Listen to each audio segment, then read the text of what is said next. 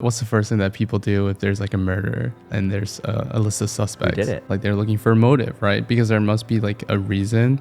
So for me, I have an easier time trusting someone if I'm sure that there's no motive or incentive for them to be nice to me.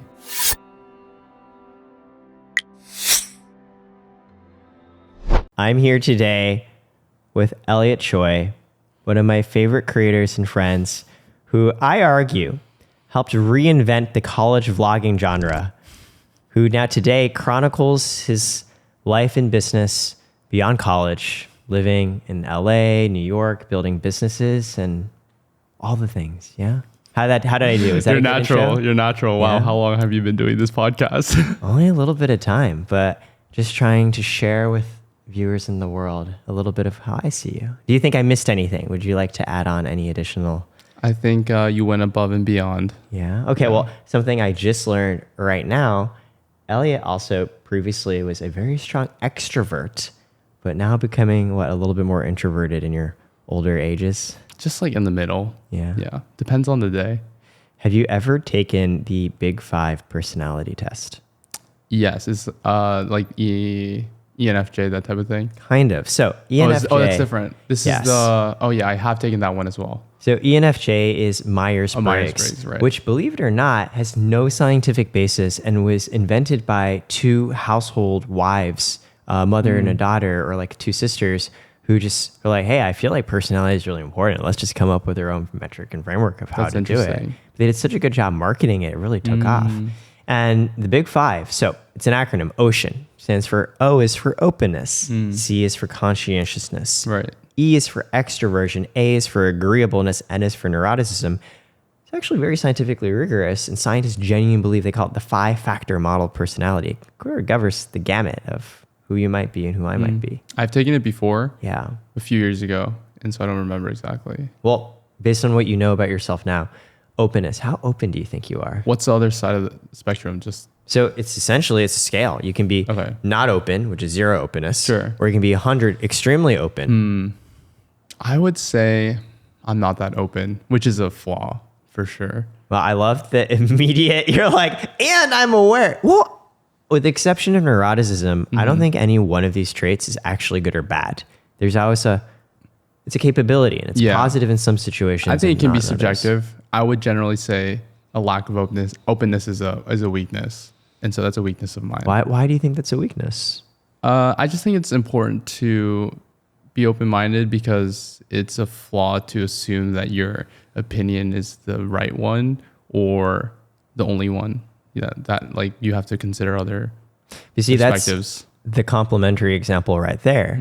Someone who's too open might always be constantly in a state of flux, revising, changing their opinions. Yep. There are times in life where you're uncertain, you don't know what's going to happen. Right. You kind of need to just stand firm with what you've got. That's fair. Yeah, I guess a balance. So it sounds like you're describing yourself as a deliberate person, yeah? I think I form logical opinions about things. Yeah. And then I'm very assertive about that opinion. I'm like, okay, this is the way that it is because I spend a lot of time thinking through logically opinions or perspectives, and then I land on something and I stick to it. Yeah. But that's not necessarily like the right, maybe there's other answers out there and I should continue to seek out other perspectives that I value.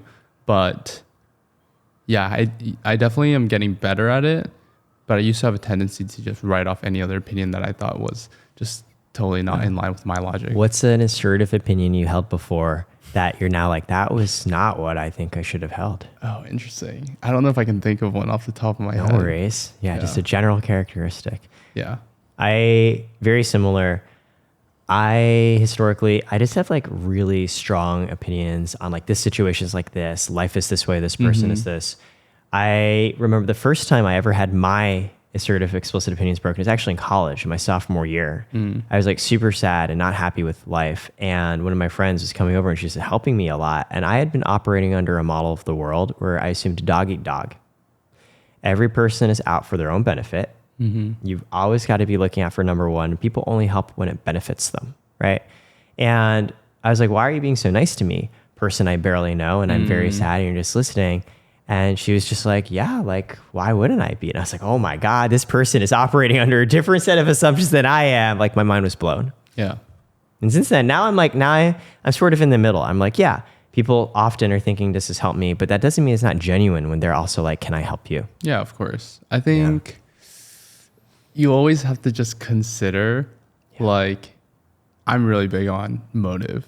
Yeah. Right. Like, let's say someone, you know, what's the first thing that people do if there's like a murder and there's a list of suspects? Who did it? Like, they're looking for a motive, right? Because there must be like a reason. So for me, I have an easier time trusting someone if I'm sure that there's no motive or incentive for them to be nice to me.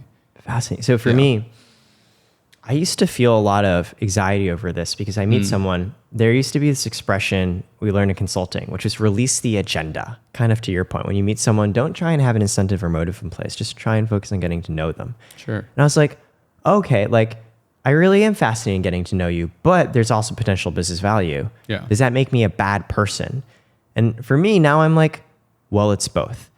I can both. Like, for example, when I spoke with you for the very first time, obviously I was like, well, yeah, Elliot's a really cool creator and I want to get to know him in terms of benefiting Karat. But as we talked, I was just like, oh, this is just like a really thoughtful, cool dude that I want to build a friendship and relationship with. And at least in my life, I'm like, a lot of times it is just both and they kind of just go together. Yeah. Yeah. It can totally go together. It's not like mutually exclusive. It's totally, you know, I have plenty of friends that I would do business with or I do business with that I'm also friends with them. I think it's just about balancing it and really like understanding that is also a factor in the friendship. And sometimes, like, for example, with other creators, like I love talking to other creators about work, and you know, we are essentially coworkers. We can relate to all the same things. And then sometimes I don't want to talk about work and it's just like, we're just friends, right? So, you know, I have friends that we may be in the same line of work, but that doesn't necessarily like get in the way of friendship. It's just about balancing it. Because sometimes like when it comes to work, you have to work, right? So I love that point on boundaries. Similar to you, there are friends who are also founders, and sometimes I just don't want to see them because I'm like, I just don't want to talk about it. I just want to like hang and play video games and just chill. Yeah. Actually, even my co-founder, Will, we started off as friends. Now we're co-founders. It changes the relationship. You can't just be friends anymore because when you work, that means sometimes you have to be willing to fight over things that if you were friends, you would just let go. Exactly. Because the stakes are greater. Right. But you have to value the obligation you have as co-founders. So that's something you have to do. And it's hard because like then sometimes you do have to choose one or the other. You have to choose a friendship, or like not in totality, but like you can, in certain decisions, you have to lean a certain way. I think ironically, my co-founder and I, our friendship became stronger when we recognized like, look, there is now a business relationship. Yeah. And there are things as friends we would have just let go that we now will argue over because we think it's good for the business. Yeah, and that's great. And that's healthy. So you're pseudo open. What about conscientiousness? It's like how detail oriented, how on time you are, how organized. I feel like you're quite conscientious. I'm very detail oriented. I think I notice it when I work with other people sometimes. They're good at kind of like assembling stuff. And then like I notice all the little details. And I'm like, oh, like I'm like in my head, like, how could you miss this detail? So obvious to you. So obvious, yeah. But I'm really into some of those details. I would say I also am big picture, but sometimes I do get like very, very specific. Again, I'm a big believer it's not strength or weaknesses, it's capabilities. Yeah. And I've noticed your aesthetic, your systems thinking, you care a lot about how are things put together and how it's working. And I admire it because to answer the same question for myself, I do not have that. Oh, yeah. My co-founder also does. And for me, I am probably one of the least organized people you'll ever meet. Again, I met you once in LA. I was lugging an actual garbage bag with my things in it. I think that's such a great story because it's just literally a bunch of random, it's like my laptop, some clothes, like a protein drink. And I was like, I saw no problem with that. And since then I've realized like, okay, there might be some problems with that and I should get better. But you should go look at my suitcase downstairs. Is it like super portioned out? It's like packed. Yeah, really. I'm very specific about that stuff. Have you always, in the beginning of your memory, had a sense of where things should be, or was it something you developed? No, I don't think so. I think I just like, when I have ownership over something, if it's like my apartment or my workspace or my suitcase. I'm just very particular about that. Like it's yours. I'm just like, okay, this is mine. Like I want it to be put together. Like, I don't know. I don't know if it's always been like that. It's like if you have an apartment, you want to make sure that when you're pooping on the toilet, you can see the window. Yeah, exactly. Just a totally hypothetical example. I'm totally bringing up with hypothetical. no context at all. Yeah. Pretty cool. What about, well, we talked about extroversion, introversion, which is the next one. And you started off more extroverted. You're a little bit more introverted now. I actually started more introvert. I'm a little more extroverted. So maybe as we get older, we all just converge. It's possible, yeah. What about agreeableness? Do you think you're someone, you'll go with the flow, agree for the sake of conversation? You'd be like, no, like I really don't agree. Depends on the context. Yeah. If it's just in a social setting, then I'm pretty, actually, I am kind of converging in the middle here. I used to be highly agreeable, very uncomfortable with conflict, and also very just, try to keep it to myself. I think it might be a cultural thing even. I don't know how that works. Maybe it could also be like I have 2 older sisters. I don't know. I actually don't know. There's something there. You're like, I'm Asian. I have older sisters. I'm not sure. I think it has to do with, there's a cultural thing. Maybe is it Asian culture? I don't know. Where it's kind of just like keep your head down, like don't speak up. Is that an Asian culture thing? 100%. Yeah, I think that's part of it for sure. Nowadays, I have to actively try to be very transparent and be very vocal about things that I don't agree with. But it's hard for me. It doesn't come naturally to me, but it's something that I'm working on because I'm aware of how important that is and like the need to improve on that. I'm the exact same way. I think growing up, the culture was if your nail sticks up above the rest, you're going to get slammed down. Yeah. And the risk of standing out is offset by the risk of being called out as a loser that everyone now looks at and like, wow, what a dumb idea. And I think the biggest learning for me in the workplace was everybody who does well are the ones who are willing just to talk more and put themselves out there. Yeah. Yeah. And you have to stick up for what you believe in. Yeah. So that's funny because it's like kind of opposite to like, is it opposite to openness? No, I guess it's a little bit different, but. Yeah. I think openness is how well do you receive concepts you haven't considered before? Right. And you're talking more about, okay, if you believe X, how strong are you in expressing it? Sure. Last one is neurotic. Right. Yeah, Okay, exactly. Yeah, I think it's important to express that. The last one is neuroticism. Okay. Would you consider yourself an anxious person? So what's the scale on, what's like the antonym of? 0 to 100. So you're either extremely calm and don't have anxiety, or you have a lot of emotional anxiety. Interesting. I can go first if it helps. Yeah, I'm just thinking. Go ahead. I definitely am moderate high. And I say that because there have been so few moments in my life where I'm just not thinking about the 50 gazillion things going on in my life, what's going on and what I could do better. Wow. Okay. Yeah. I have something really interesting recently that I found out. Okay, so first of all, to answer your question, I would put myself probably lower on that scale. I just found out within the past few months that I have a voice in my head, and it's not a voice like it's not someone else. It's just like, okay, well, let me first give you some context. When you think, do you think in sentences or do you think like, do thoughts just like appear in your head? Like, are you like, like when I just asked that question, were you like, let me think about that? Did that sentence appear in your head? Or was it more like it's just there, like the thought just entered your mind? So if I am in a conversation with you right now, I'm just speaking. I'm not thinking my lines out through before because I don't have time to like think it and then say it. I'm just sort of saying it as it comes. Right. Yeah. So I'm the same way. Yeah. Most of the time, if you say something to me, I'm not like reviewing it in my head first. This is like whatever I'm saying right now is just the direct translation. There's no filter. Oh yeah. This is just unfiltered Elliot. It's just fresh. Right. It's just like a translation of like the thoughts in my head. My words are just the thoughts in my head. But I recently had some like alone time and I was sitting there and I was just head empty, no thoughts. But then I started like thinking, but instead of like speaking out loud, I started to speak in my head. Like just in my head, I was like saying everything, but internally. And so I was very unfamiliar. Do you know what I'm talking about or no? You might not, because people would always ask me this question: do you think in sentences or do you think in thoughts? And I would always say I think in thoughts. And it wasn't until extremely recently that I realized I can think in sentences. It's just that I never had the silence to just be by myself and talk to myself like in my head. And some people think like this, you know, in the way that we would just verbalize. Some people think like this 100% of the time. Like they are thinking in sentences. Fascinating. And so I think that's super interesting. I kind of love that because I feel like, Elliot, you like accidentally stumbled into a state of like meditative nirvana. You're like, I emptied my mind of all voices to discover my own voice inside. No, I don't think it's even that deep. I think a lot of people think, I'm sure people listening right now are like, yeah, I think to myself, are you crazy? Like thoughts don't just enter into my head. And some people always have that voice, their internal voice. It's always running. Versus me, like if I'm just like existing, like that voice is not talking. Yeah, I'm just head empty.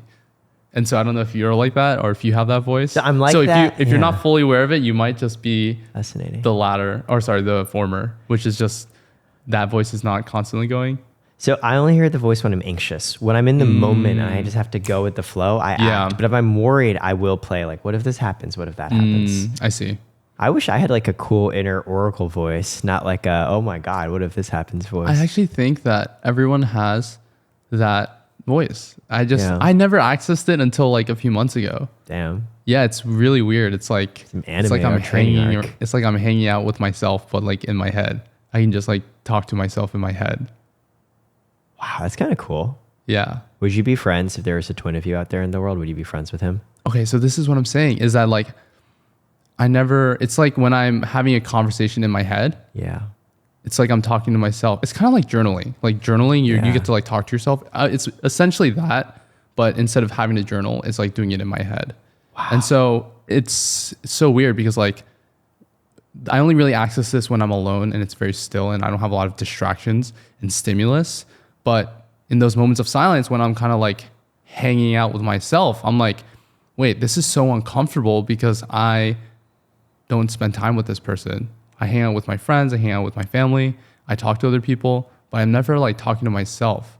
And so it was like super uncomfortable and still is very unfamiliar, but I'm trying to like get to know myself better by spending more time alone and kind of like almost talking to myself in my head. So I can like, just like you would any other person, get to know them, get to know myself better by like spending that time in my head. Okay, so first of all, if this were a millennium before, I would now pronounce you as Prophet, Lord, and Savior. The Divine One thus speaks through Elliot. That's funny. Second, I'm curious, so what have you actually learned about yourself? What have I learned about myself? In these conversations? Elliot, why are you the way you are? I don't know, Elliot. Yeah. Well, it was just a shock to me that I could like talk to myself in my head. Do you know what I'm talking about? Because I feel like maybe you don't know. Not in a conversational sense. No. Okay. Yeah. I think I also had no idea what people were talking about when they said they would think in sentences. Right. And so I'm really curious what the split is. But it's not like I'm sitting there like reviewing myself. It's my flow of consciousness, but in the form of sentences and more of like a conversation with myself. So like now when you talk with yourself, have you ever like in that conversation learned something where you're like, oh, I didn't know that? Yeah, I think you get to view yourself a little bit more objectively, like with a little bit less bias, because in that scenario, I'm like talking to it feels like someone else. It just feels like that because I maybe not super comfortable. Like I haven't spent enough time with myself, but it's like a conversation. It's like a conversation that I'm having. It's not like it's distinctly, I'm having a conversation with myself. Wow. But it's like as if it's someone else. It's super interesting. This is some anime power right here. I swear there's people, like I swear a lot of people, can access this. I feel like this is going to be my new like icebreaker question. Be like, oh, like great to meet you, Sean. Like, do you think in sentences do you or have conversations with yourself in your head? Yeah. What you mentioned for the first time you spent more time alone. Like, what did you do to get that place of solitude? Were you able to hear yourself?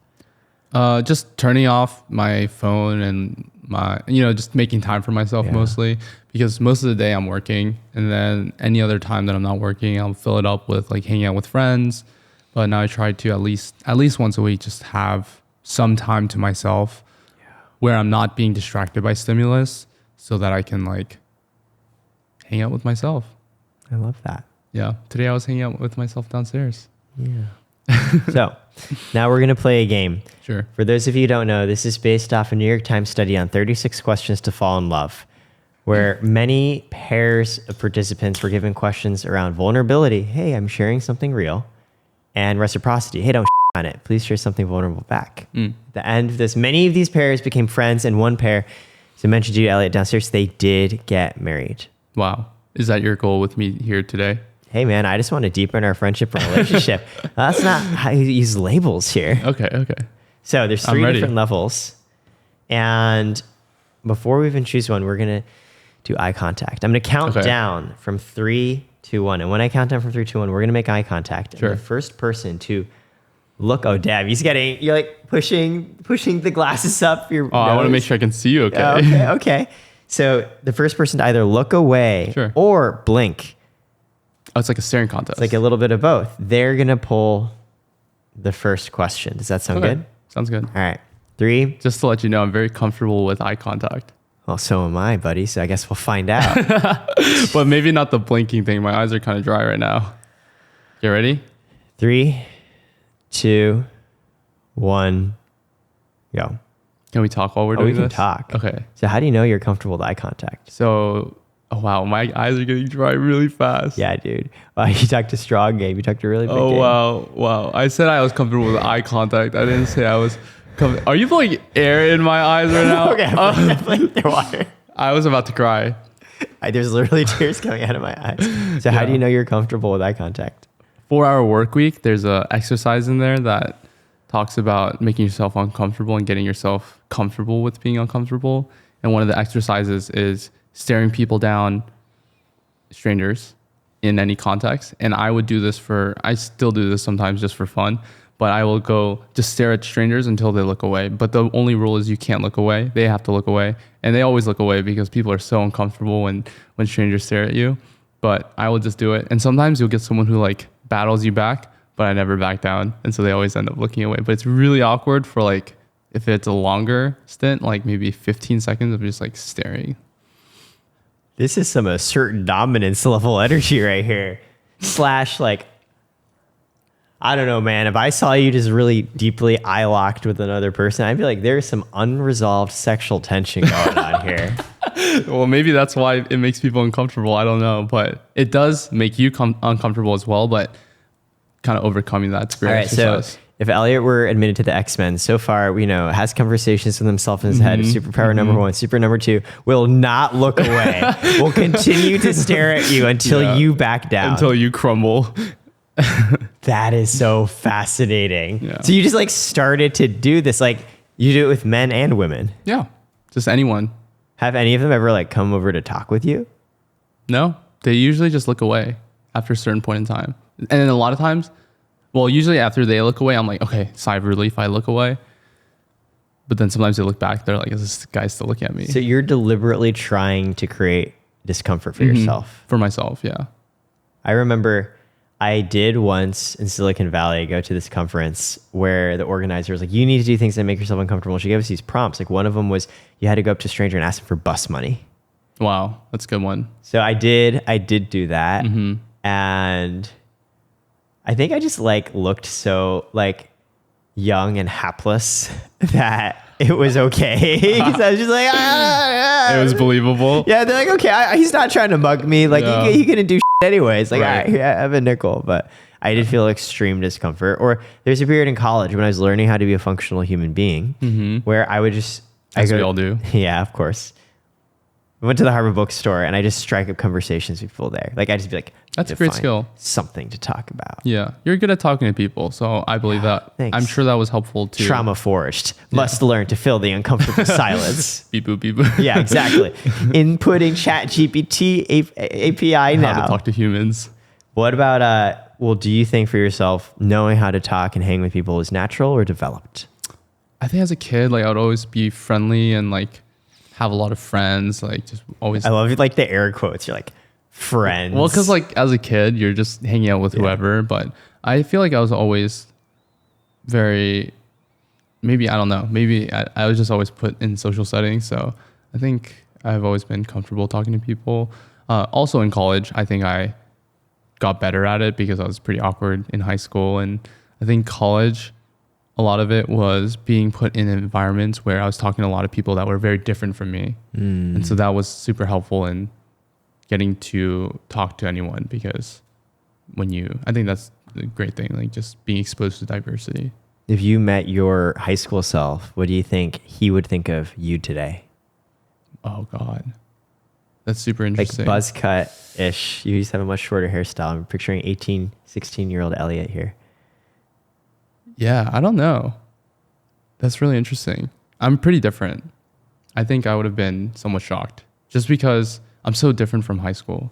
Like so much of my development and sense of identity comes from the years I was in college. So I feel like I was a totally different person in high school. And a lot of that development came from like reading a lot and just putting myself in environments where I could learn. So like asserting eye dominance with strangers. Asserting eye dominance. High school Elliot would not have done that. No, I'm loving this.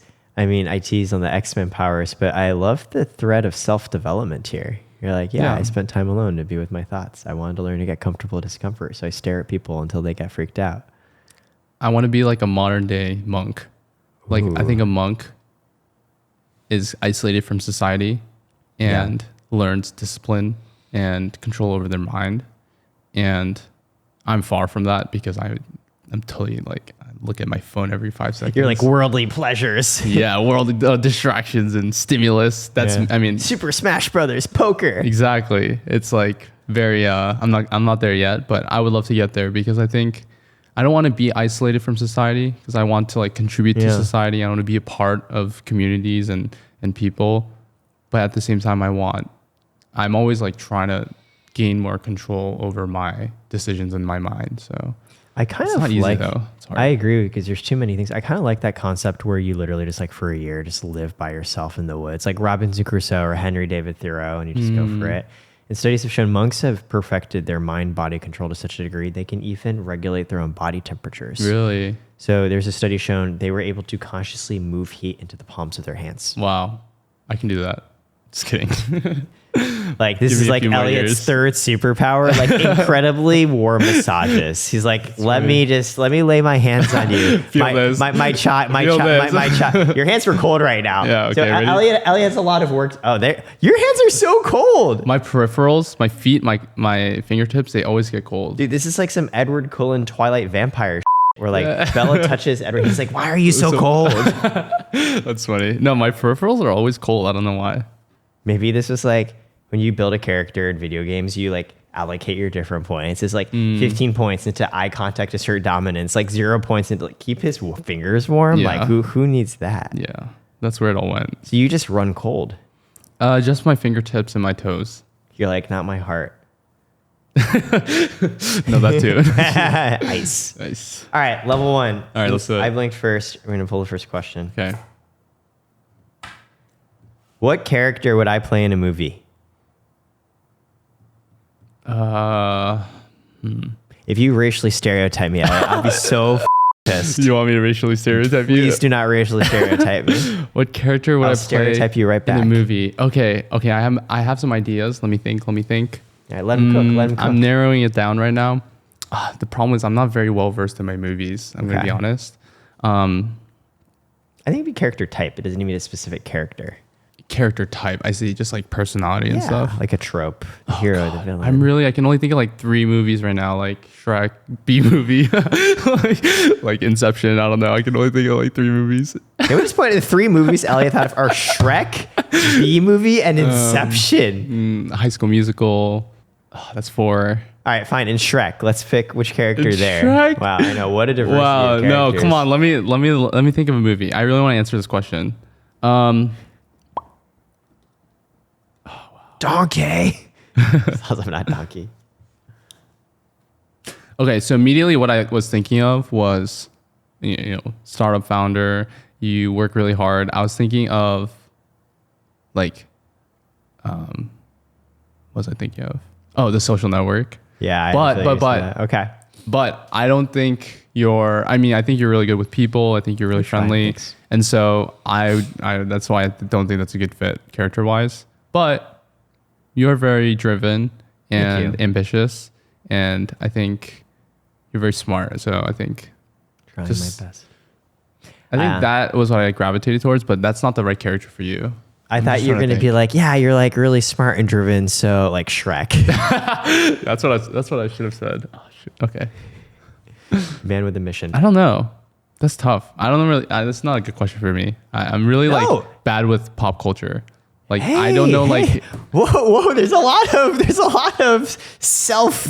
You're like, Elliot. I'm like, whoa, no. God damn it. Yeah. Why can't I think of a better answer? I didn't get the question right. No. Did I get it right? Did I get it right? Yeah. The answer is what we want it to be. What's the answer? It's like, actually the right answer was Shrek. No, I think, no, the answer is whatever we want it to be. And I appreciate that very much. I took an acting class for funsies over the past couple of months. And I was, in fact, one of the scenes I was given was Zuckerberg from The Social Network. The other scene was a kid who was bullied in school so hard that they kicked in his dick. And I was like, what does this director think of me? The variety. Yeah, very vast variety. I'm like, the two sides of Eric. If I had to choose for you, I think...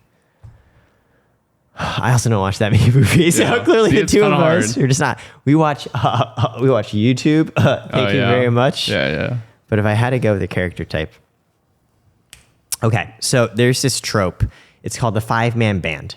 And it refers to whenever you're gathering a collection of 5 people, there's always like the hero, like the rival, like the fiery one, like the silly one, whatever.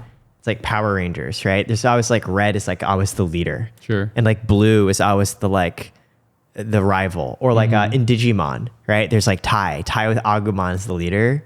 Matt with Gabumon is like I have the no rival. idea what you're talking about. You don't know Digimon? No. Oh my god. I've actually never even heard of that. You deprived child. You've never heard of Digimon? I've never heard of it. Is that like Pokemon? Oh, fine. Dragon Ball Z. Goku is like the hero, and then like Vegeta is like the rival. I only know Goku, just letting you know. Oh my god. I told you, pop culture, not my thing. Okay, fine. Well, what I was gonna say, you strike me as like, it's called the Lancer, the rival character. You exude quiet authority. Like you're not flashy. Right, sure. Which is more reserved for whoever wants to be that like character slot number 1, but in a way, you're just as prominent as that main character via that quiet charisma. You're like, I'm here, like I will stare at you until you look away, right? Funny. Where again, my analogy with Digimon doesn't work because you don't know the protagonist or the second protagonist. Sorry, but like the two always go together. There's like the fiery one, but then the more like. There's like a rival who's a little bit calmer, but like a counterbalance. That's the character I think of you. Okay.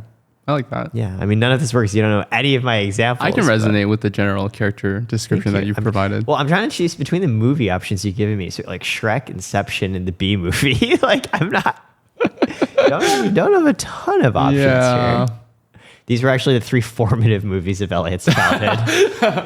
I don't know why I thought of those. That's what I'm saying. I'm in the verbal vomit consciousness. No, it's a good answer. I feel like I've learned more. I've learned more about you. Yeah. All right, this time you're gonna pull a level 1. A level 1. Okay. Yeah. And if we do all cards, unless it's a wild card, and if you don't like it, just pull a different one. Okay, this is interesting. On a scale of 1 to 10, how messy do you think my car is? 1 being the cleanest, 10 being come on, that's so easy. Disaster. We literally just went and talked about how conscientious you are. You're like a 0, very clean and organized. I'm sure. Wait, but 1 is the cleanest. Okay. Let's do a different one. I mean, you're obviously very clean. I mean, I'll put you at a 7 in case you asked. Yeah. Let me do another one. You're right. I'm probably like a 9, honestly. Maybe what about me? Are you ready for this one? I'm ready. Okay. What about me intrigues you? Ooh. You're like, let me look as mysterious as possible. You're going to be like, I actually just think you're really cool. Thanks. Like genuinely. When you said you were going to come in LA, I was like, Will, like Elliot's going to come and stay and hang. Like that's super cool. I think it's because in some ways, whether it's correct or incorrect, I'm like, hey, there are many parts of me that's like, what if like I had taken a different path in life and become like a creator, like an entrepreneur at a much earlier age, right? And in some ways, I think you're cool and admire what you're doing because I'm like, oh, like you're doing it. Like, hey, there are commonalities between us where I can feel, there are things between us that we share, right? That I feel connected to, but then you've totally taken different choices in life that are like really cool, that I think in another world, part of me is like, oh, I think it'd be really neat if I did stuff like this, right? Yeah. And so I think there's a part of me that's like, oh, I like what he's doing is really like neat, and like part of me wants to one day maybe do things more like him as well. Right. And so I think it intrigues me. That's why I'm always just like, oh, like, that's why I've asked you questions like, oh, like, how are you thinking, right? Like how you consider this thing or that thing, right? Yeah. Yeah. Do you want me to answer it for you? Yeah, that'd be great. Okay. Elliot's like, sorry, there's absolutely nothing. Shrek, you like Shrek. Get out of my swamp. What about you wear glasses? You know, Yeah, so why do you- intriguing. yeah, Why do you yeah. wear glasses? Yeah, what's wrong with your eyes? No, okay. Yeah. Okay. I think you're actually very social. Like you said, you're very extroverted. So you enjoy, I think, conversing with people. And I think you're really interested in learning from other people. But I can totally imagine if you go back into that office over there or your room, I just know that your gears are just turning, and like I just think you're just highly intelligent, and I just feel like when you're alone, like I could just see you being so dominant in like I think that you dumb it down for people. Like, I think when you talk to, not that you dumb it down on purpose, I just think that you're just so a level above that. Very flattering. That when you are like talking to people or like just trying to be friendly, like that's almost like, yes, that is a part of you. You're very friendly. But then when you're alone and you have to do something and you're very serious about it, I think you're like the complete, I could see you being the complete opposite, where like it's not something you can be friendly about. Like that characteristic is out the door. It's more like, I think you would take it very seriously, and you'd like just be a high level executor, dominant. Like, I think in your isolated space, I would love to like put a camera and just see how you work. Yeah, because I could the totally Eric live stream. Yeah, no. Eric takes a pillow, screams into it, tears out his hair. So I think that's great, because you kind of have that dichotomy where you can kind of have that side that, you know, people are like, oh, we love Eric, and everyone's like, we love Eric, and then go into your hole and start working, and I just feel like you could turn into a beast. Yeah, that's actually what I'm serious. That's what I imagine. I mean, first of all, I'm very flattered in terms of your perceptions of my so-called intelligence and such, so thank you. I get to feel good. That compliment will carry me for the rest of the week. You know, this is now become a core memory to replay in times of need and trouble. I think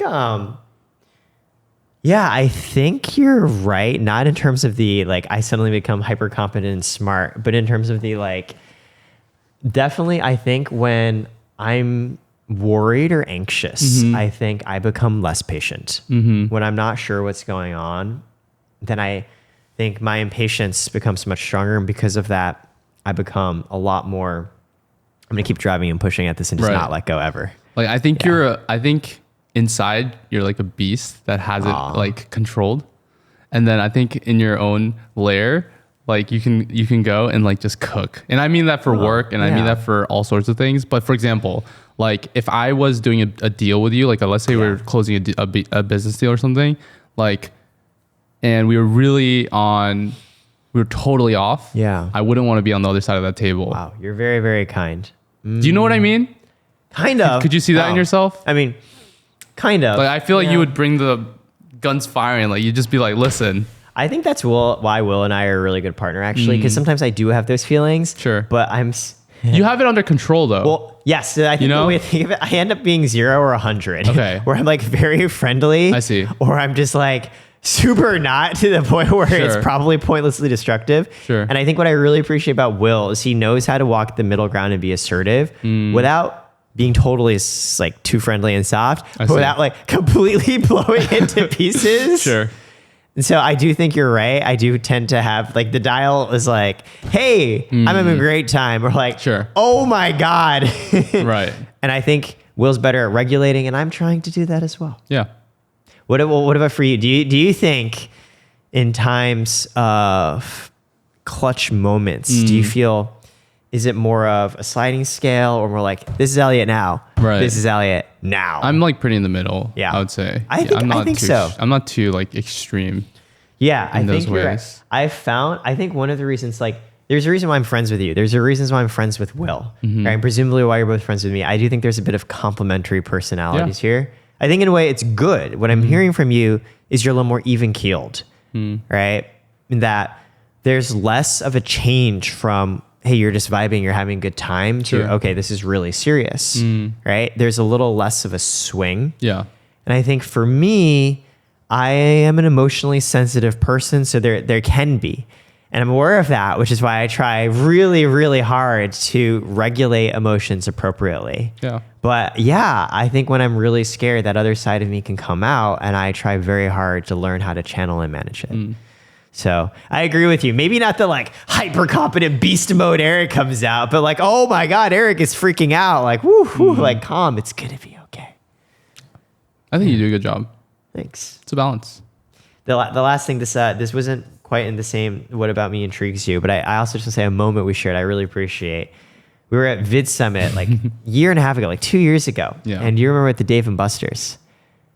And I remember we had a moment, we were just like catching up, and you were just like, yeah, dude, you always talk to me about real life stuff. Like in the midst of literal the hustle and bustle of Vid Summit, creators running around, we're in a goddamn arcade. There's like ding, ding, ding, like coins and chips. And I remember we just had a moment where we're just like, yeah, dude, we always can talk to each other. Yeah. And that meant a lot to me. I just remember that moment. I was like, oh.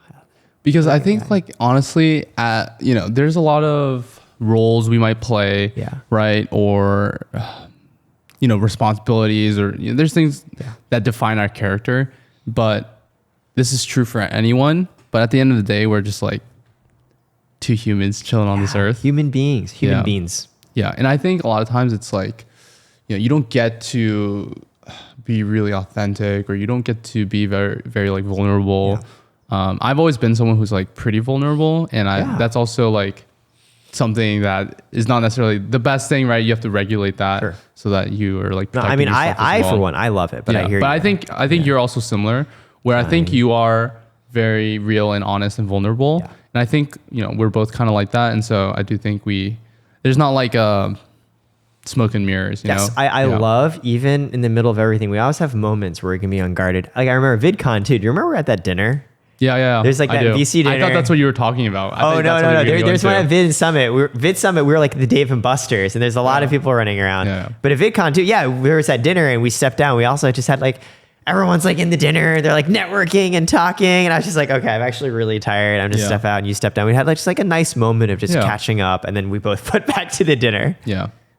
All right, let's do one more level 1, and then we'll go on to a level 2. So how about you want to pull the level 1? Okay. Is it my turn? Yeah. I don't remember. It's fine. After this, we'll go to level 2. Do you think I've ever checked an ex's phone for evidence? Whoa. You want me to answer? I can do a different one too. No, this is great. Do I think you've ever checked? No, I don't think you have. Because I think, Elliot, if you didn't trust anyone, you'd be like, this isn't worth my time. Yeah. And you wouldn't be seeing them in the first place. Yeah, I luckily don't have too many, like, I haven't, like, much, like, people have not broken my trust too much. So I feel like that hasn't been, like, a huge issue for me. Yeah. So no, I have not. Yeah, I haven't either. Because it's like, what's the point if you can't even trust them enough? Yeah. I have been with people who don't feel that, and it sucks. Yeah.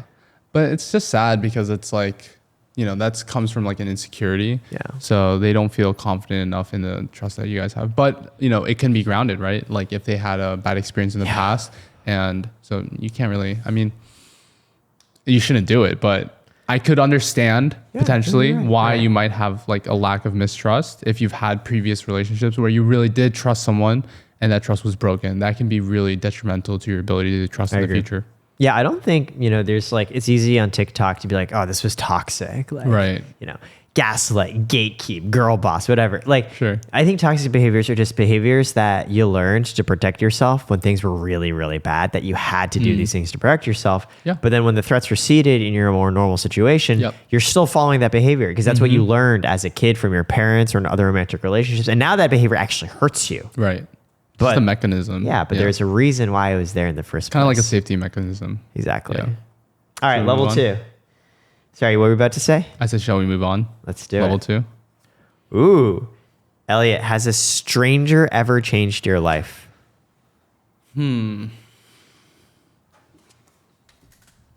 Has a stranger, one stranger? I mean, like I could argue like YouTube channel, millions of strangers, Oh, damn. you know, Okay. but one stranger. Let's start with one stranger, but Okay. understood his viewers. They truly have. I mean, honestly, yeah. I know it's like cliche, like oh, you No, can't it's change real. my life, but like I just told you that high school me, current me, unrecognizable. Has a stranger ever changed my life? I think. Wait, am I supposed to answer this? Yeah. Or am I asking you? I'm asking you. Oh, you're asking me. Yeah. I'm many strangers in small ways, but in like a major Yeah, or any you dramatic just way. remember in particular. I see like a memory. I can't remember. Can you remember any instance? You're like, my only memories are Shrek, the B movie, and Inception. Only things. Shrek changed my life. Yeah. I don't. Okay, fine. Let's can't say. rephrase this to someone who changed your life in a way that you just didn't expect upon meeting them first. Oh, yeah. What do you mean? That's literally life. Like, Yeah. People, they start off as strangers. You get to but then they turn into friends. And oh God, I can't answer this. No, I mean like everyone starts off as a stranger, and then they turn into your friends. And Okay, then, the most, I love how I'm like changing these questions. The most unexpected friend. okay. Oh my God, this is so hard to imagine. Let me think. Yeah. Okay. Yeah. So the biggest transformation in my life happened my freshman, sophomore year of college. Around there, that's when I started reading. And so that was like a drastic change. And a lot of the books I read was just like based off of YouTubers that I read their book lists, like entrepreneurs and their book lists. So, I have a good one. Are you ready? Like those book authors. I like it. Those are strangers, right? Yeah, they're strangers. Yeah. They still are strangers. 'Cause you They haven't still met are. I've them. never met them. Was but there a particular book you remember being like, I loved and appreciated this, or something you learned? the first, so like Tim Ferriss was probably one of the first self-development books I read. But the first like crazy book for me that took me like 3 times to try to get through. This is so bad. This is a terrible answer. And I hate that I'm saying this, but Napoleon Hill, who I is like actually don't know now, that. Napoleon Hill, he wrote Think and Grow Rich. So this is Wait, what did he write? Think and Grow Rich. Think and Grow So Rich. I think this book is like clowned on now because it's Okay. very much like, I think it came out that he wasn't like actually Oh, successful. I read about it. He apparently he was like a fraudster and a Right. swindler or Yeah. something. Like all his successes were fabricated. Yeah. So, that's not good for his like credibility, but regardless of his credibility, the book still shaped how I learned about like visualization. And I think it really, just the psychology of all that really transformed my life. So, I think you could argue that even though he's a fraudster or like all His these things, message resonated with you and it produced still change. impacted me. So I think that was yeah. the first, and I'm not saying that book is the most impactful book. It just happens to be the first you, ever it book was that I something- read yeah. that unlocked that like message, which comes up a lot in almost every. In a way, like book. every fraudulent author ever has argued, that is why their conception of truth is what matters more. It's just what people take away from it. Sure. And you did take something meaningful I did, away. yeah. So what's this visualization thing? Visualization is just, you've heard of manifestation, Right. but Thank No, you, TikTok. yeah. Visualization is very much visualizing the future you want to have and repeating that vision in your head until your brain accepts it as a reality, and then your current day actions kind of try to close that gap. It's What very, are you manifesting, or what have you manifested? I've definitely manifested stuff. In college, I had this list of like different facets of my life and different visions that I had for it. Some of them came true, some of them didn't.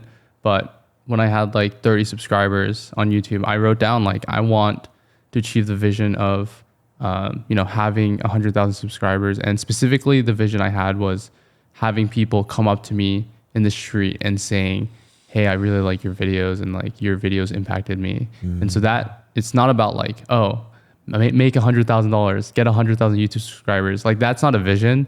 The vision is like the moment or like the memory you can kind of, it's not a memory because it's in the future, but like a future memory you can like fabricate essentially and imagine that you want to experience on a deep emotional level in the future. Wow. Have you done that before? So 2 thoughts. The first one is I always thought like back when I was like still in college and like everything in life was like grinding and like, oh, like make money, which I don't like, I still obviously want to make money, but like I've realized everything's more important to me. Like what am I working on? Or the people, like what's the freedom involved? This is back when I was like an investment banking tryhard or whatever. I was like, for age 30, I need to become like obscenely wealthy, like Elon Musk style. This is before Elon Musk became an edgelord. It's like 10 years ago or whatever. And obviously I didn't hit that. So I was like, or like, for example, like, so for me, one mark of this would be like, oh, am I going to get like Forbes 30 under 30? Right. And my co-founder got it because he's under the age of 30. So we got it for Karat, but I was too old. I was like a couple months past the deadline. My co-founder was like, Eric, like, oh my gosh, like you shouldn't even care about this, blah, blah, blah, blah, blah. And then like I had other friends being like, oh, like external validation, you've like wanted to move past it. And I'm like, absolutely. Yeah. I want to become the type of person who doesn't care about getting Forbes 30 under 30. Sure. But I still did. And so I think there have been examples where I would like visualize or manifest like certain outcomes I want to hit. Yeah. And like maybe what I'm going to try and do more is visualize less of the specific outcome, but more like how I want to feel. Yeah. Like I would like to feel free, right? In 5 years, like being able to do the things I want to do and not spending time on the things I don't want to do. I don't quite feel that today. Or like I'm enjoying this like content creation thing a little bit. Maybe I get to do more of that. Maybe I should visualize just doing that on a regular basis. Yeah. So I think, I haven't always had as much success with specific milestones. They tend, for me, I'm a former addict and still recovering to like external validation. So anything around those numbers get scary for me. Yeah.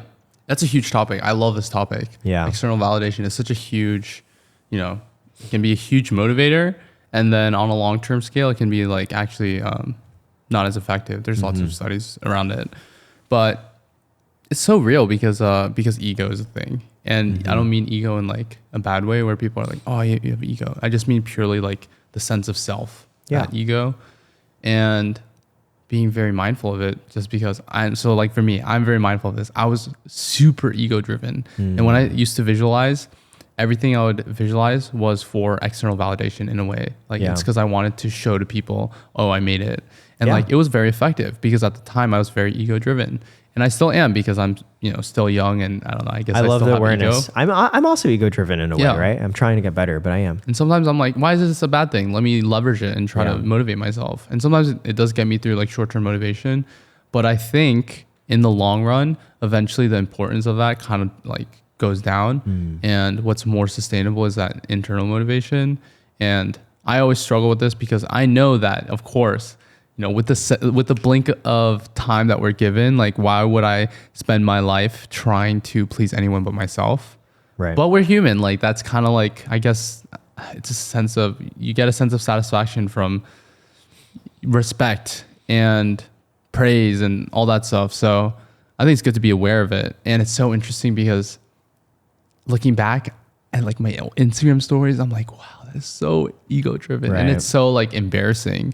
To see some of the stuff I was saying and like, I was like, oh, you're so stupid, like, and so it's so cringe to look back because it's like, I thought I was a and like, I'm like, oh yeah, I'm like, I know everything and I'm going to build and, let me teach you guys. And it was that mindset. And I think, I'm still trying to push that lever over more towards just like not caring at all.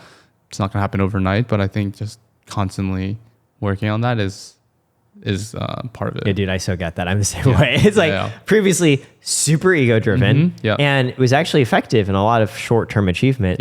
Now trying to move past it because I actually think it ultimately limits you. I think the truly successful people are the ones who are able to identify a mission or meaning beyond just the ego. Like you still can include it beyond just it because in a way that's what helps keep you going. If you're on something that's going to pay off, but the process and journey is hard and that journey doesn't have that ego validation. Yeah.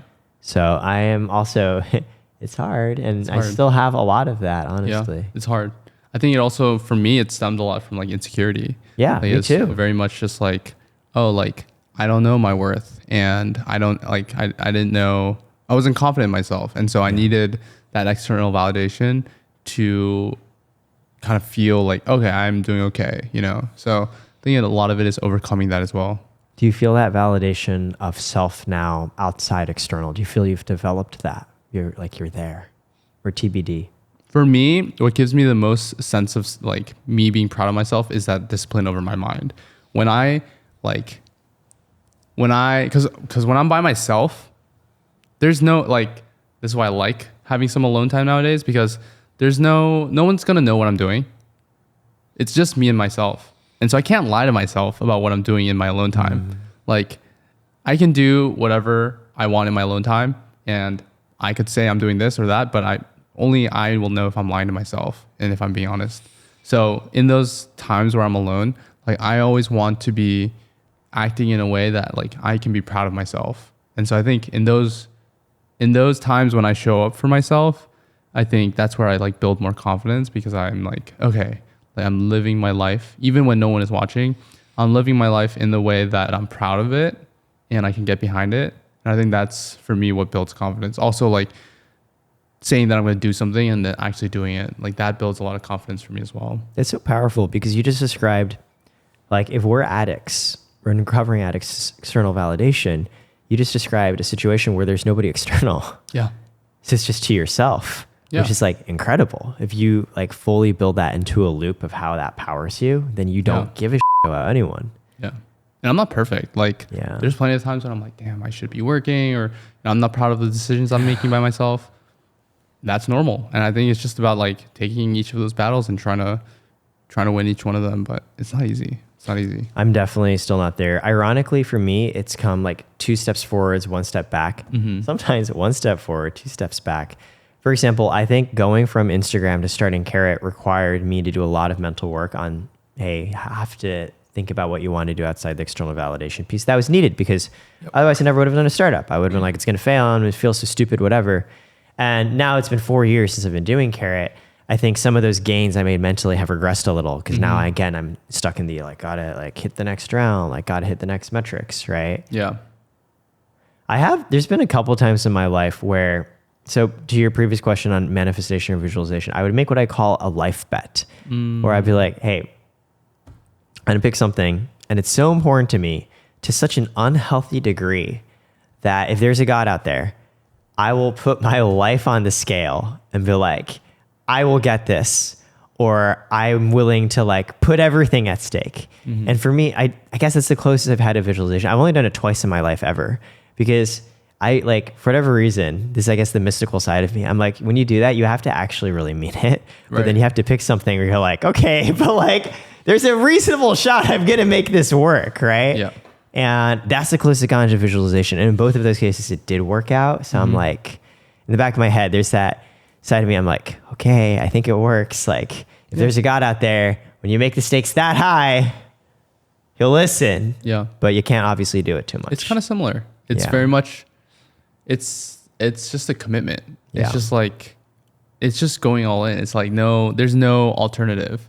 Like, if you are put in like a life or death situation and you have to do everything you could do to live, you're going to live. Like, you're going to do at least everything you can to live, and that's at least the best shot you can give. So I think it does push you, but I mean, it's probably not the most mentally healthy. That is kind of that's like, why we're trying could be anxiety inducing. That's why I like but I get it. Your frame of visualization. You're like, oh, it's like a past memory. Well, it's like a future memory.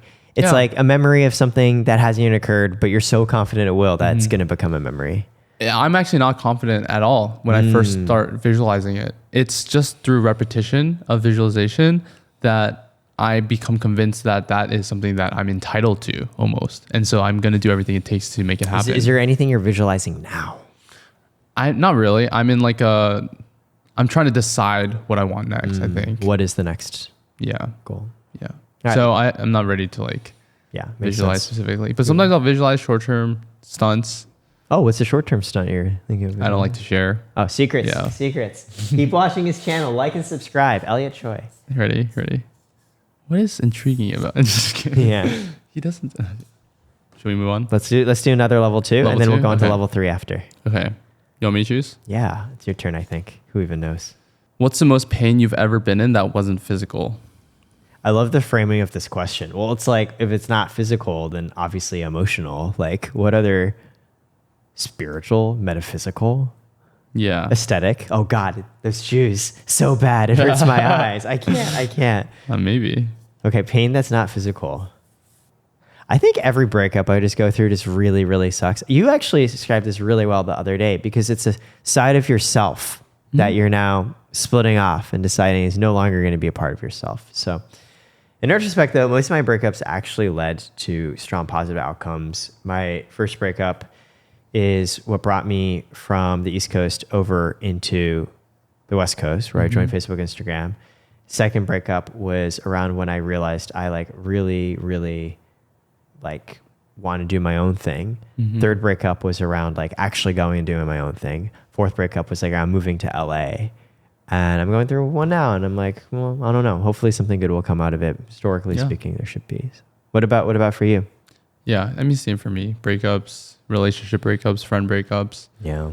Really tough.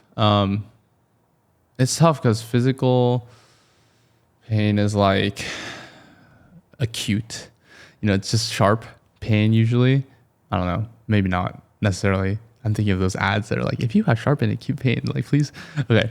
But like emotional pain is kind of more, it just is there for a longer period of time, I think. And so there's not necessarily like medication or like, if it's body, like there's science and there's a lot of research around what you need to do to ease that pain. But I think a lot of times when it's emotional pain, it's not as clear what the reason is for your pain or how you're supposed to overcome it. And so I think it'd be really difficult to deal with. This isn't really related. I mean, kind of, Please, but I had a very like painful experience in my, like, I guess somewhat recently. And one of the things that really, really helped me is I've been doing cold showers for like 4 or 5 months. And I know cold showers is like really hyped up right now. And that's probably why I started trying it. But I noticed that when you insert physical pain right in front, and we talked about this too, but when you put that physical pain right in front of emotional pain, for a second, you don't feel the emotional pain. Yeah, your physical body pain masks it.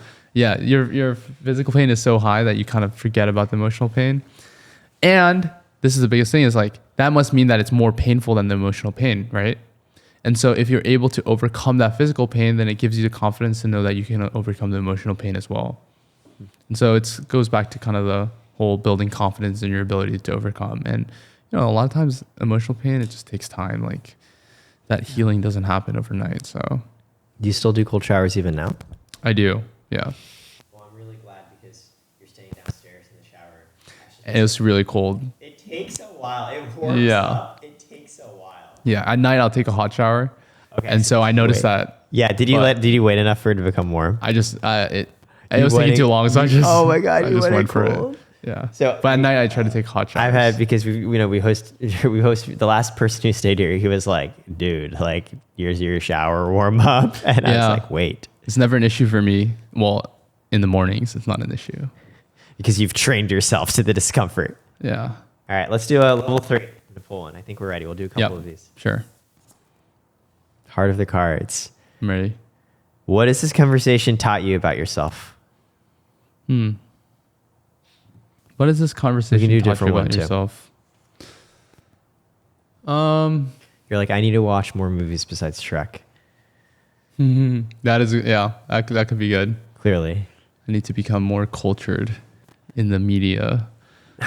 YouTube is new media. Okay. You're already cultured on that. Who cares about old media? Oh yeah, I'm cultured. Don't worry about it. Yeah. You want to go first? Yeah. I think the biggest thing, actually, a lot of times when I do these conversations with folks, it's because I don't know them that well. You actually, the biggest thing is like, I actually know you pretty well. Like, Yeah. we know each other pretty darn well at this point. Yeah. And so for me, I think 2 points. Number one, it wasn't anything necessarily like, oh my God, here's something that I never knew about Elliot that totally changes how I think about him, or something Elliot's shared with me he's never shared before. I think the first thing is like a realization, like, oh oh, it's kind of cool. We actually know each other pretty well. That this isn't like a first date conversation. Yeah. This is more just like, oh, hey, let's just like catch up and like talk about stuff. Yeah. It's actually a really nice feeling. I think it's because we're not always just like surface level when we talk. Like I think it goes back to I'm comfortable with being vulnerable, and I think you are as well. And so I think in that way we have already like had some of those moments, but of course it's nice to continue to explore more. I think it was really interesting to hear your perception of me in terms of like how there's like beast mode, Eric. And I don't know if it's taught me about myself, but it is something I'm working on to try and be able to shift from one side of the spectrum more gradually toward the other versus you're always just on one or the other. Right? Because if you're always on one, that's exactly why the other side is so extreme. Sure. Right? And so I think it's just a good reminder to try and be like, hey, like this is probably a thing. Right? And I do want to get better. Yeah. Here's something I learned. I think when you mentioned the whole character arc thing and you put me down as I forget what it was, like the villain, rival, not villain, rival. I think I learned that I do have a tendency to try to just be like reserved and just sometimes I like to just move in silence, but I feel like with my friends and stuff, I'm actually pretty goofy and silly and just, I'm not really that serious, but I think I like, maybe I don't know what it is, but I kind of like appearing serious. So that's eye-opening that like you see me that way in some ways, just because like, I think I should be more in touch with just being myself and just being, I think I am generally like a silly person as well. And I like to have fun and that's okay. And I don't always have to be like super serious to everyone, but. I kind of love that answer actually, because when we played Smash Bros yesterday, that's like the goofiest I've ever seen you. So that's how I'm like kind of like normally. Whenever we talk, it gets really fun. This conversation away feels like putting on an old sweater because Elliot and I always talk about this. Yeah. Now we don't even need these questions. We always talk about this stuff. Yeah. And maybe that's a sign. Oh, it was actually cool. We gotta just like play video games and hang out because I gotta see like this super goofy side of you. Actually, I was like, oh, Elliot's a goofball. I'm actually like, it takes a while for me to get to that level with people, but I think that's like the last. Like if you know me like actually well, then then I'm like feel comfortable enough to just like be myself, truly myself. It was a lot of fun actually. I'm like normally that's like my default. I think like just because I have work to attend to and like how I like to approach my life and all that stuff is like somewhat of a serious tone because I'm like I take it seriously, I take life seriously, but I also don't. So it's like there's this inner core fun you enjoy and in this world you've learned like here's how I like to approach things and get to know people, and over time we get to revisit. Right. Like I like to be calm, collected, make good decisions, and then when I'm not needing to do those things, I like to just like. In some ways, I think that's why like you are a creator, right? I mean, you're many things beyond that, but that's one part of yourself because I think there's a business side of being a successful creator, but there's also you have to have a little bit of like that creative fun spark, right? Like this video idea, like this would be a cool like fun idea. Yeah. You know, like let's go do it. Yeah. Right? I don't think a purely serious driven business person would be able to create like fun. I mean, maybe you could, but I don't think so. Like the content, like at least the type of content you do, the type of content you do, it's not like I bought 5 million chairs and gave them to people, right? Yeah. It's like it's personal. It's your life. Yeah. And I try to reflect that in my videos. Like, generally I'm like somewhat not serious, but I'm not like goofing around all the time. I saw the Christmas tree one. You're like right here. That was a good one. Yeah. And so that's just interesting. When I like lived in the house, I feel like I tapped into that side of myself, at least publicly, a lot more. And so that was really interesting too, just because there are more cameras around. So it's less of like, what do I want to portray online, and more so just like, who am I actually? It's just more cameras. So it's just like, okay, you get to see more sides of me, which is always interesting when you get to see people not from their camera, but from like other cameras and other perspectives. Yeah. Because this is filtered, this is like, okay, this is who I think I am and who I want to portray. But if you like, for example, live streamers, that's just who they are. Like you can't pretend to be someone for hours and hours and hours a week. Like that's just who they are. So I think that's cool that you get to see like a more authentic side when there's not when there's less filter. Of course, it's going to be more raw. Right. Versus when we watch your videos on your channel, these are actually all curated, edited shots from the image you were portraying. Yeah, and you know, I tried like that's the image is like I'm trying to show a raw version of myself, but there may be bias involved. Like maybe I'm like, oh, this makes me look stupid, when in fact maybe I am just stupid, you know. So then I don't show it.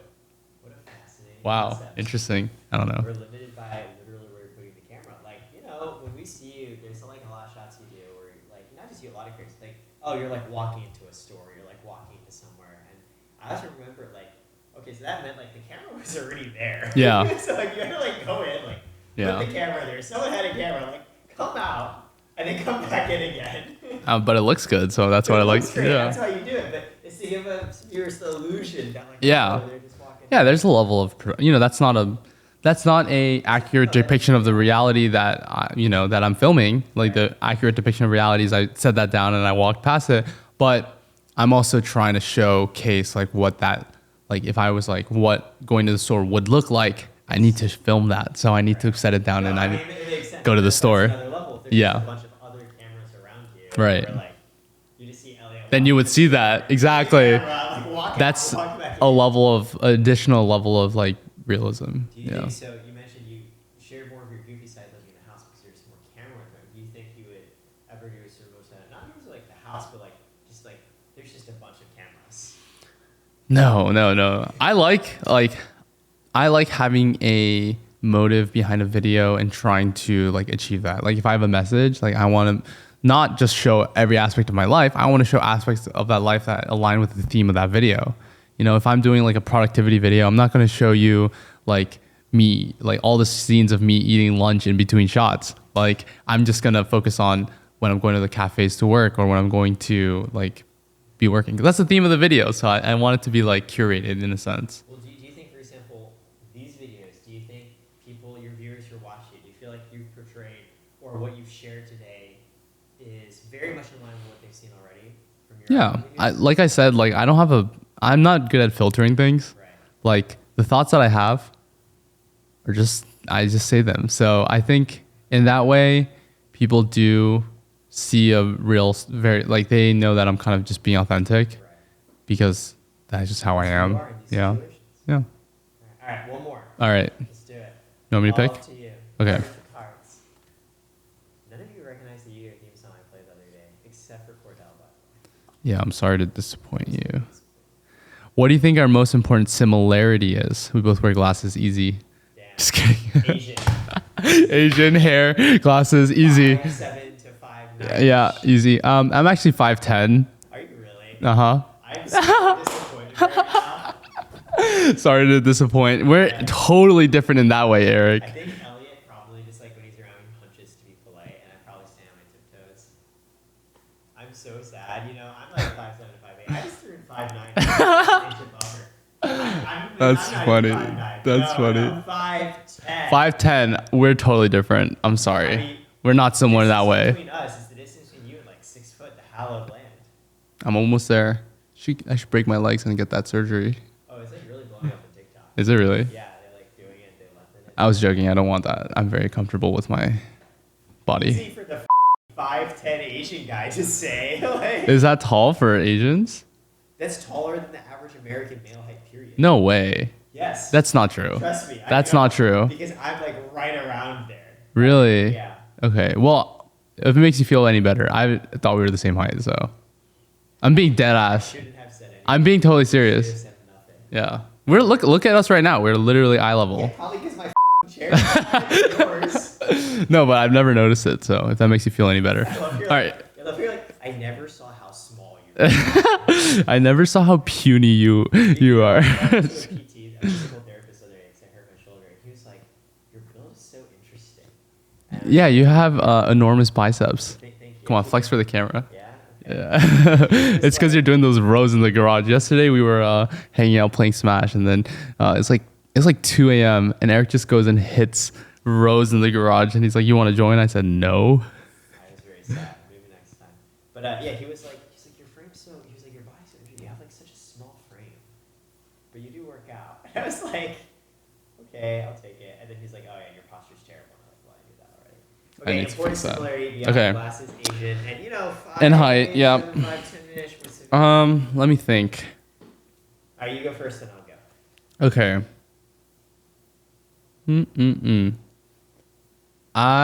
I don't know. Let me think. Does that help? The visualization. Visualization, yeah. I like your hair, by the way. I saw a friend recently, Mm-hmm. and his name is Craig. He's like in the creator space, and he was like, "You should check out Elliot Choy's hairstyle. He's got a good You're hair." joking. I'm not even kidding. That's funny. I just changed it up recently. Yeah, I was doing the middle. You said more of a side.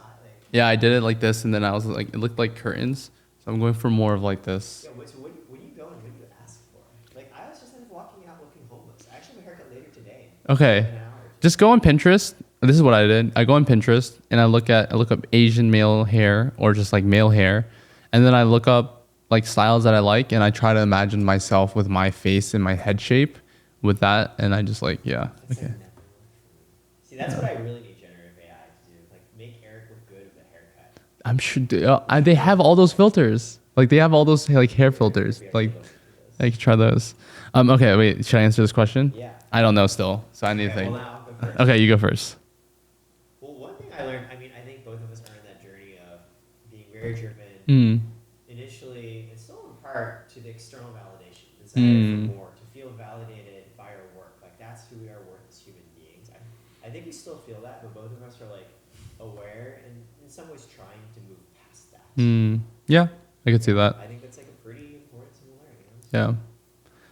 I would say our most important similarity is going back to the whole like, I think we're both okay with being vulnerable, but I think that we're also probably like somewhat guarded about it. Like, it's not just we're okay with being vulnerable, but treading carefully with it just to make sure that you're not being vulnerable with everyone and everyone in your life. So Yes, I agree. I yeah. think conscious and deliberate vulnerability is important because if you don't, you might be sharing too much with people who don't care. Yep. Or you might just be like, if you've ever had a friend where like they're going so in depth and you're just like, okay, like I care, but Sure. like this is too much. Yeah. Right? Yeah. I think Oversharing is a thing. exactly. You Yeah. need to know like the right level.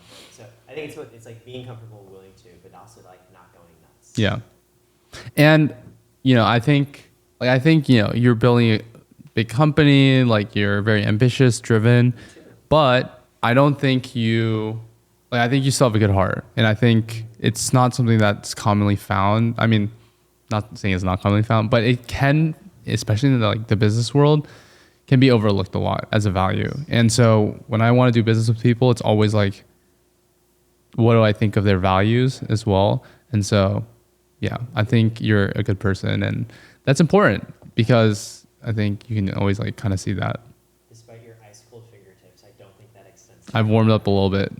This whole You're actually still I was pretty. just like, yeah, I guess I just run. Yeah. If you've read Twilight, vampires are cold and werewolves are hot. Okay. Yes, it's a dissimilarity. But Yeah. no, I feel very similarly about you. Just a good guy, and yeah, just trying my best. Life is hard. We're just all trying. We're all trying. It doesn't get, I'm not going to say it doesn't get easier, but I feel like that is what life is about, right? We just keep trying. All right. Yeah. Thanks so much, dude. Yeah. That's it. How you feeling? That was great.